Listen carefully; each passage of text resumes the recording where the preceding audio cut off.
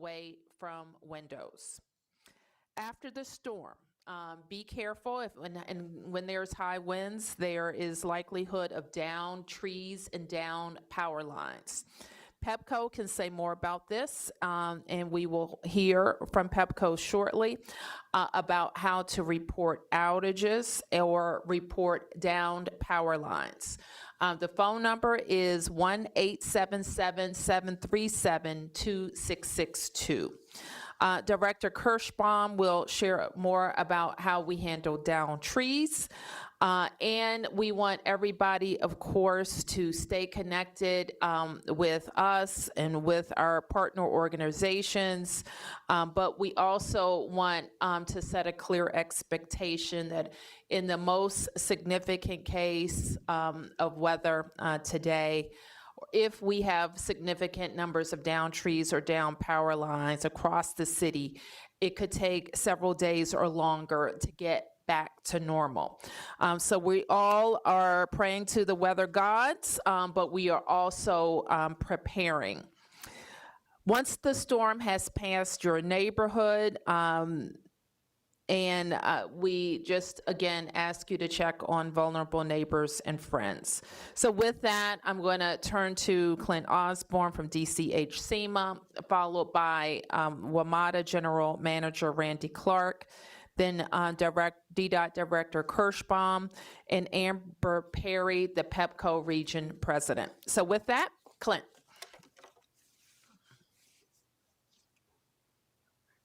Thank you, Mayor. So as the mayor said, we have a powerful storm system bringing widespread and severe weather across the eastern United States today. The highest threat is concentrated over the interior mid-Atlantic, where we could be seeing damaging wind gusts and tornadoes. The Storm Prediction Center for the National Weather Service has designated the Washington area a moderate threat or a moderate risk. This is a level 4 out of 5, with 5 being the highest risk level for severe thunderstorms, and they have flagged tornado threats. The way they explain this to us is that our current risk level is similar to that of traditional tornado alley states like Oklahoma, Arkansas, and Tennessee. And the last time we had these conditions was the 2012 derecho that caused significant damage to the district. This is a risk level that we rarely see in our area, and we will see temperatures continue to climb this afternoon and fuel this storm. The National Weather Service has already issued tornado warnings to the west and to the south of us, as well as a tornado watch for the district until 7 p.m. They can always escalate that to a more significant tornado warning if conditions become favorable. So as the mayor said, we ask that you take this storm seriously. We certainly are. This storm will be quick moving. It's going to quickly move through our area, and then it's going to be followed by a cold front. So surprisingly, after hitting 73 degrees today, temperatures are going to drop into the 20s tonight, and it's going to feel wind chills even below that. So we are likely to see a cold advisory for the District of Columbia tonight. We're going to see 2 bands of storms. The first band will be coming through in the 12 to 2 o'clock hour. The second, more severe storm band is expected from 4 to 6 p.m. And these storms will move rapidly, so please do not wait until the storm is overhead to take action. There are 3 main hazards at play: damaging winds, tornadoes, and flooding. We are looking at wind gusts of up to 80 miles an hour, as well as possible tornadoes. As the mayor said, if we do see flooding, we expect it not to be widespread, but rather in low-lying areas and areas where potentially storm drains have been clogged. But as the mayor said, please don't drive through standing water. At Mayor Bowser's direction, HCM has activated the district's Emergency Operations Center and Joint Information Center. Our first responders and emergency personnel are already positioned to respond to potential impacts. Our priorities are going to be clearing down trees, utility outages, and unplanned road closures as they affect hospitals, schools, and our other government facilities. That allows us to get as much of the community back to normal operations as we can as quickly as possible. But as the mayor said, and I want to reiterate, this will take time.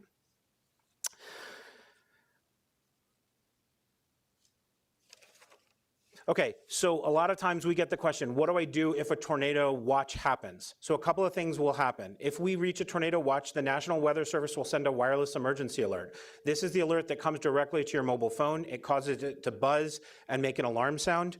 A couple of things you can do. One is you can look around your surroundings, whether you're at work or whether you're at home, and find a sturdy, safe place indoors away from windows. If you get that alert, that's where you want to go.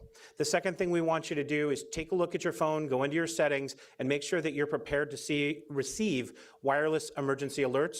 We know that when a lot of heavy weather alerts come, people tend to turn those off. We want you to turn those back on for this set. The other things I want you to flag, and we'll hear from Pepco as well, but we want people to report fallen lines and outages to Pepco at 1-877-PEPCO-62. We want folks to report non-emergency issues like trees down and trees for removal to 311. If you experience an emergency or you see someone experiencing an emergency, please dial 911. And as the mayor said, please check on your neighbors and loved ones throughout the storm. There's still time for you to sign up for emergency alerts at alert.dc.gov and to enable your wireless emergency alerts on your mobile device. And as always, we ask that you monitor the National Weather Service Baltimore, Washington office and check out our websites, ready.dc.gov, as well as alert.dc.gov to sign up for real-time updates and follow us on social media. I'll turn it over to General Manager Randy Clarke from Metro. Hi, good afternoon, everyone. Randy Clarke, General Manager of Metro. Mayor, thanks for having me, and thanks again for all the great collaboration between the district and Metro. So Metro is also standing up. We have a partial emergency operations center activation this afternoon, mostly concerned around power, trees down, things of that nature. I want to walk through a couple things related to service, though, so the public is aware. Right now, obviously, service is running normal. We hope that will last. As the mayor said, always praying to the weather gods. With that said, we have a couple specific things related to service. On the wind point, if we have sustained wind approaching 65 miles an hour, and sustained basically from 1 minute to 10 minutes, generally sustained winds, we may hold trains at stations, so in theory, a temporary service suspension. What we really do is park trains at stations, keep them safe. We're very concerned about elevated aspects of our rail system. But as you know, our rail system makes up a very large geographical area, not just here in the district. So storm activity in Shady Grove might be significantly different than Franconia, or Ashburn could be significantly different than New Carrollton. So we are going to watch the weather very closely on that. But again, sustained wind 65 miles or above, we are likely to hold rail service at stations until safety allows us to move forward. On the bus side, we are even more concerned about kind of micro weather impacts. So if we have a tornado warning in that area, we are likely to just hold all bus service either at a station or in a very safe place. So both of those things, we want to really watch kind of minute by minute weather conditions. On the Metro Access side, we've already asked customers to reschedule trips, and we've done a lot of those, really trying to avoid as much as possible any Metro Access trips during the times that Clint mentioned. Again, very regional approach to this. We might have very distinctly in different conditions throughout the whole region where we operate. The big thing we want to point out is please follow us on social media, obviously our media partners that are in the room, and Metro Pulse for real-time information. So when it's all said and done, we're going to operate as long as we can safely. We're going to adjust service based on those conditions, but we are always going to make sure it's about the safety of our customers, our employees, and then we'll work, if there are cleanup conditions, with both our partners at Pepco on the power side and obviously the district and any other regional partners on cleanup. Again, Mayor, thanks for having Metro part of this. Good afternoon, Sharon Kirschbaum, the Director of the District Department of Transportation.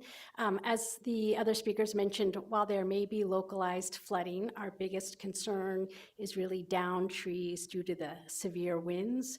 The District Department of Transportation has 24 certified arborists on our team. They'll be working around the clock, and we have ample emergency contracts to assist with removal.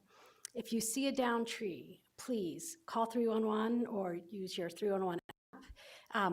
Details are helpful if you can put a picture in or just clarify if the tree is blocking the sidewalk, partial road closure, full road closure. The teams do triage in terms of how they prioritize to get those removed, but we have ample resources. Depending on the severity, though, it could take some time. So we appreciate your vigilance. And again, 311 is the best front door if you see a down tree. Thanks. Right. Good afternoon, and thank you, Muriel Bowser, for having us here today. So, we certainly are focused on coordination and preparations at Pepco. We know that severe weather events like this can bring a lot of uncertainty for our customers. We are expected and have really been planning for this storm over the last several weeks with our crews, with many of our line and field workers. We are expecting really strong winds, as you've heard from many here, lightning, heavy rain, possible tornadoes coming through the area. And so this could lead to widespread damage, of course, downed trees on power lines, broken poles, and a lot of power outages. So our number one priority is certainly safety and the well-being of our customers that we serve. So we're going to be fully mobilizing our crews here across the district before, during, and after this storm. This is going to be a serious sort of pattern coming through. In advance of the expected weather, Pepco has been preparing by, number one, activating enhanced staffing plans. So again, this started well before this weather system is coming through. We've added additional line crews, field personnel, damage assessors, tree crews, and customer care representatives are going to be available with enhanced staffing around the clock. Also, we're coordinating closely with all the local emergency management services that you've heard from, certainly transportation services, just so that we can make sure that we're prepared and fully aligned on our number one priority, again, public safety. We'll be closely monitoring the weather forecasts, storm timing, and positioning our crews' equipment strategically across the service territory.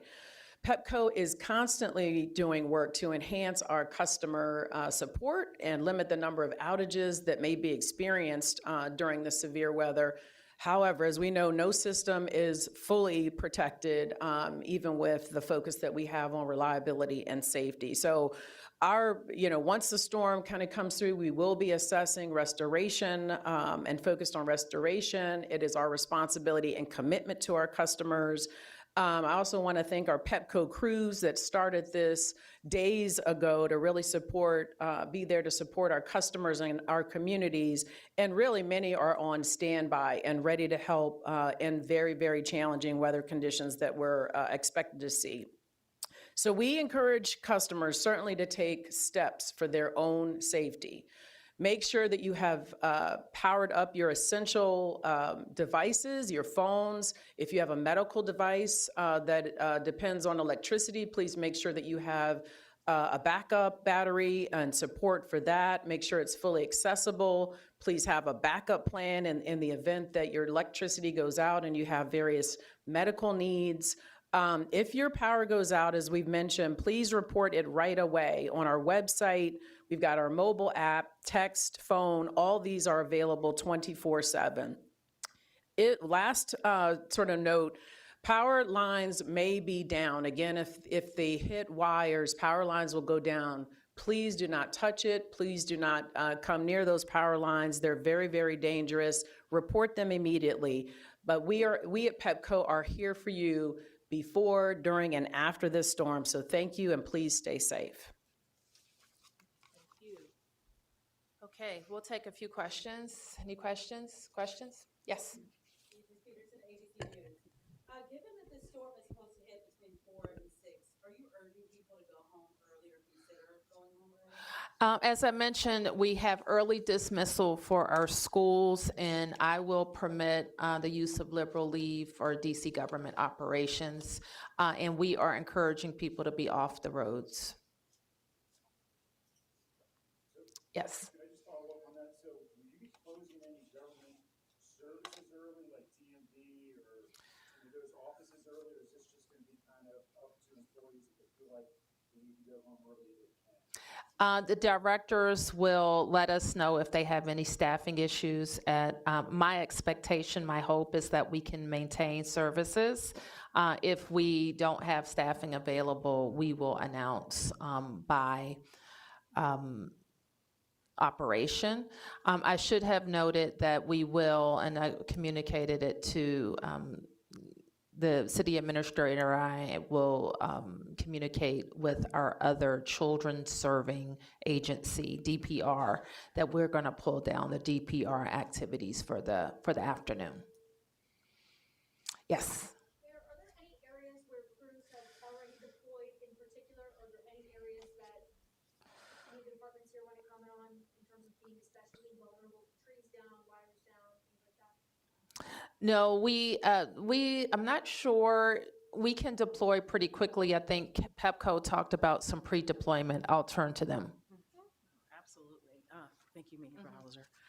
So we are not seeing any particular areas at this time. Surely we have in the district areas with very large trees, established trees. So we're keeping an eye along parkways, roadways, and certainly, as I mentioned, we have enhanced our teams for tree trimming so they can be on site very quickly to get those trees off the lines and get our lines restored. So our focus really is on making sure that our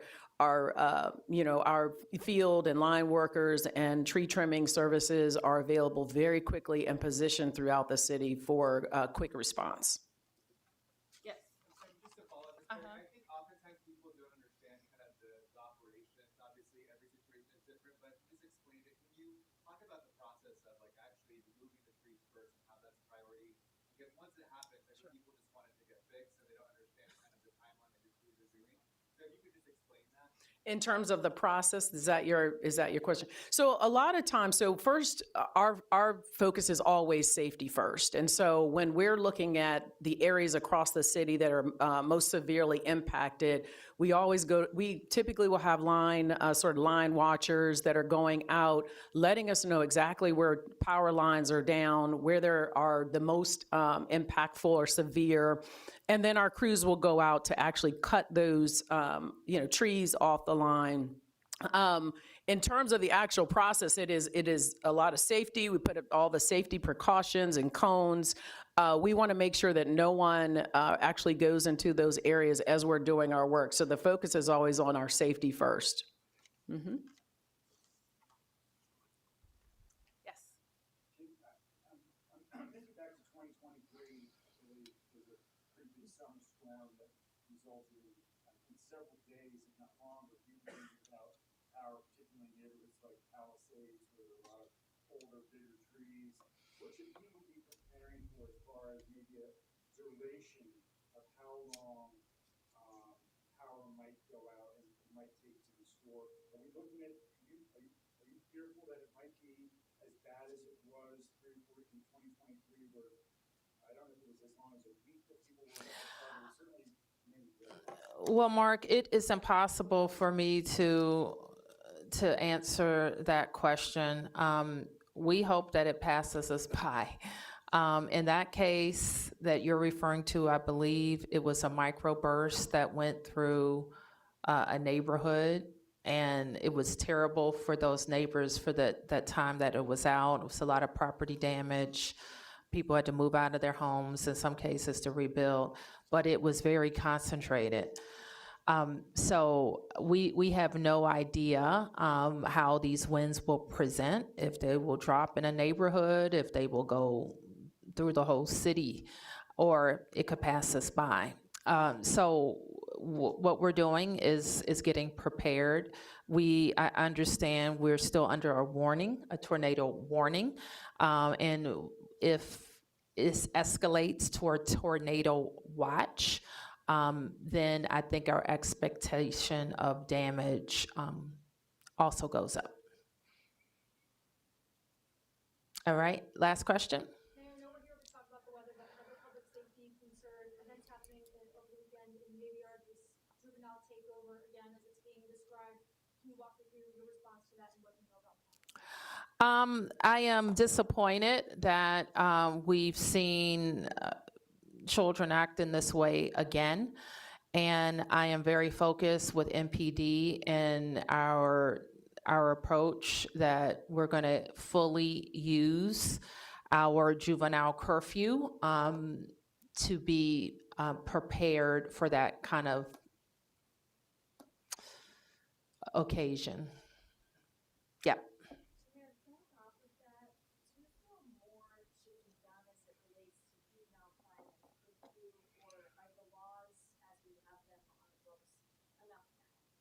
Well, I think it depends on the crime. I understand that it was a weapon discharged. I think we made an arrest, and whoever was apprehended for discharging their weapon should be fully dealt with the law. And I think that, you know, we can talk till we're blue in the face about the kids need more to do. Kids have ample programs to do. What we need is accountability for families and children who think that it's okay to treat any neighborhood like that.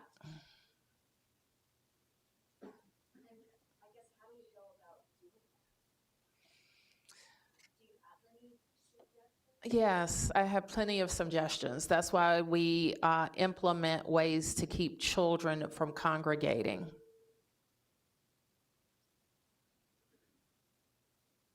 Thank you, everybody.